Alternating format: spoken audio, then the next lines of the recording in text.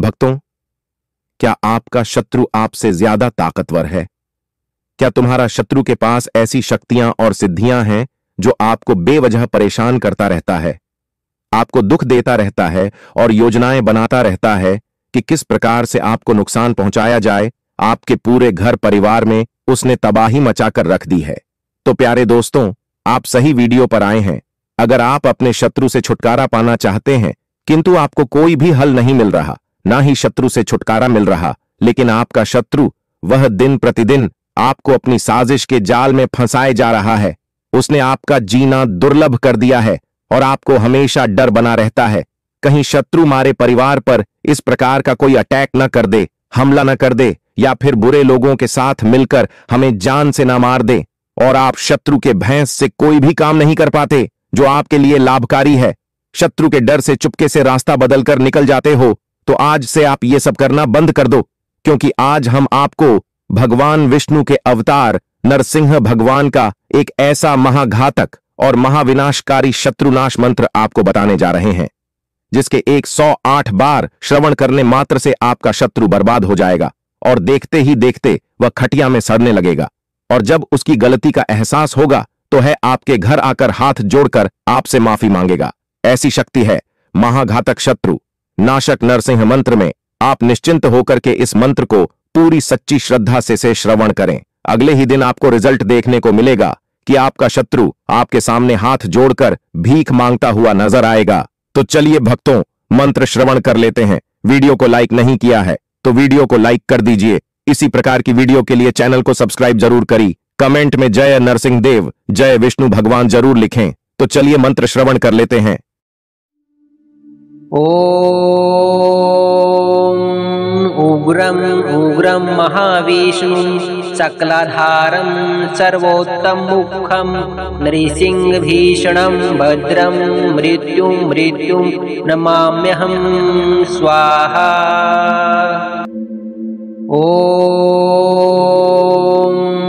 उग्रम उग्रम महाविष्णु सकलाधारं सर्वोत्तममुखं नृसिंह भीषणं भद्रं मृत्युं मृत्युं नमाम्यहं स्वाहा।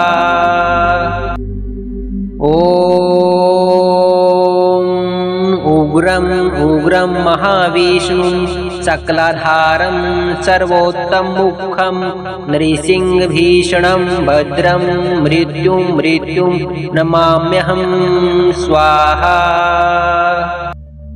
ओम उग्रम उग्रम महाविष्णु सकलाधारं सर्वोत्तममुखं नृसिंह भीषणं भद्रं मृत्युं मृत्युं नमाम्यहं स्वाहा।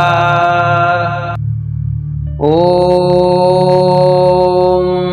उग्रम उग्रम महाविष्णु सकलाधारं सर्वोत्तममुखं नृसिंह भीषणं भद्रं मृत्युं मृत्युं नमाम्यहं स्वाहा।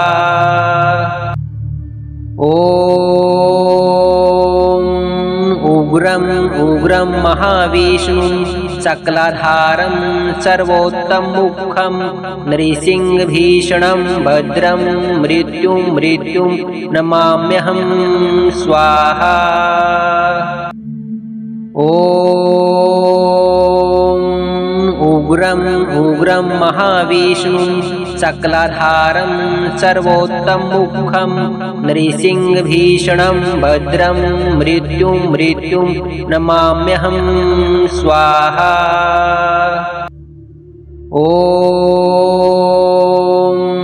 उग्रम उग्रम महाविष्णु सकलाधारं सर्वोत्तममुखं नृसिंह भीषणं भद्रं मृत्युं मृत्युं नमाम्यहं स्वाहा। ओम उग्रम उग्रम महाविष्णु सकलाधारं सर्वोत्तममुखं नृसिंह भीषणं भद्रं मृत्युं मृत्युं नमाम्यहं स्वाहा।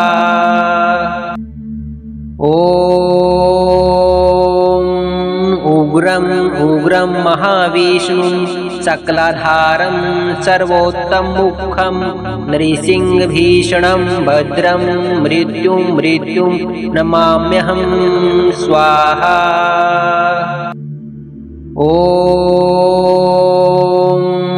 उग्रम् उग्रं महाविष्णुं सकलाधारं सर्वोत्तममुखं नृसिंहभीषणं भद्रं मृत्युं मृत्युं नमाम्यहं स्वाहा। ॐ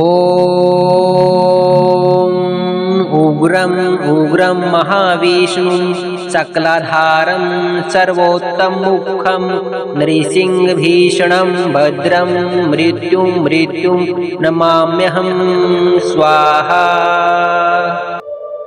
ॐ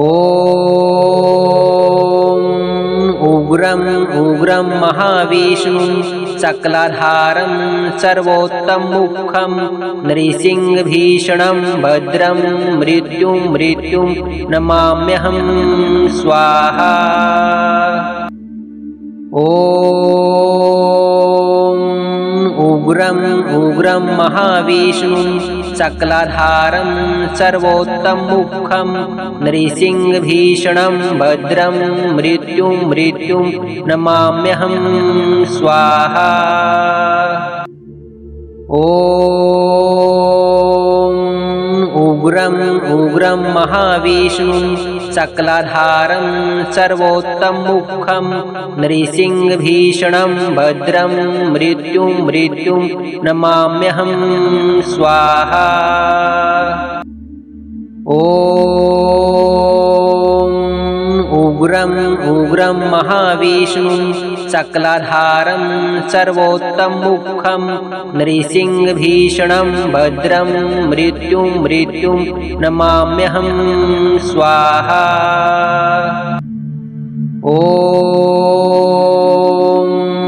उग्रम् उग्रं महाविष्णुं सकलाधारं सर्वोत्तममुखं नृसिंहभीषणं भद्रं मृत्युं मृत्युं नमाम्यहं स्वाहा। ॐ उग्रम् उग्रं महाविष्णुं सकलाधारं सर्वोत्तममुखं नृसिंहभीषणं भद्रं मृत्युं मृत्युं नमाम्यहं स्वाहा। ॐ उग्रम् उग्रं महाविष्णुं सकलाधारं सर्वोत्तममुखं नृसिंहभीषणं भद्रं मृत्युं मृत्युं नमाम्यहं स्वाहा। ॐ उग्रम् उग्रं महाविष्णुं सकलाधारं सर्वोत्तममुखं नृसिंहभीषणं भद्रं मृत्युं मृत्युं नमाम्यहं स्वाहा। ॐ उग्रम् उग्रं महाविष्णुं सकलाधारं सर्वोत्तममुखं नृसिंहभीषणं भद्रं मृत्युं मृत्युं नमाम्यहं स्वाहा। ॐ उग्रम् उग्रं महाविष्णुं सकलाधारं सर्वोत्तममुखं नृसिंहभीषणं भद्रं मृत्युं मृत्युं नमाम्यहं स्वाहा। ॐ उग्रम् उग्रं महाविष्णुं सकलाधारं सर्वोत्तममुखं नृसिंहभीषणं भद्रं मृत्युं मृत्युं नमाम्यहं स्वाहा। ॐ उग्रम् उग्रं महाविष्णुं सकलाधारं सर्वोत्तममुखं नृसिंहभीषणं भद्रं मृत्युं मृत्युं नमाम्यहं स्वाहा। ॐ उग्रं उग्रं महाविष्णुं सकलाधारं सर्वोत्तममुखं नृसिंहभीषणं भद्रं मृत्युं नमाम्यहं स्वाहा। ॐ उग्रं उग्रं महाविष्णुं सकलाधारं सर्वोत्तममुखं नृसिंहभीषणं भद्रं मृत्युं नमाम्यहं स्वाहा।